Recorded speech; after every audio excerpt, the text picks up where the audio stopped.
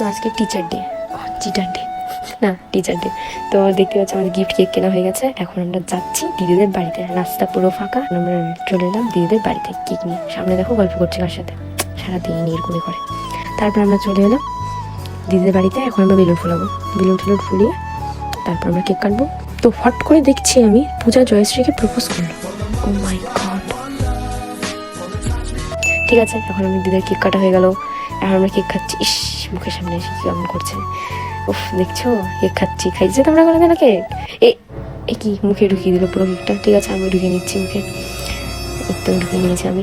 মুখ থেকে বের করবি নাকি তুই? ঠিক আছে, এই দেখো, বাবা আমার মুখে পুরো পার্টি স্প্রে দিয়ে মুখটাকে সাদা ভূত বানিয়ে দিয়েছে। ঠিক আছে, কোনো ব্যাপার না, এমনিও ভূত, তার মধ্যে মুখটাকে আরও। ঠিক আছে, এখানে আমরা অনেক এনজয় করলাম আজকে, সত্যি অনেক এনজয় করেছি। তারপর এনজয় করতে করতে আমাদের পেটে টান লেগে গেছে। তারপর খেতে বসবো। দেখতে পাচ্ছ ভিখারিগুলো, আমাদের দেওয়া হয়েছে লুচি, ডাল আর মাংস। তো দেখো সবাই আমরা খেতে বসে গেছি। এখন খেতে খেতে মানে আমাদের খাওয়া দাওয়া হয়ে গেল, যার জন্য এখন আমরা যাচ্ছি বাড়িতে। তো আজকে এতটুকুই, টাটা, বাই বাই।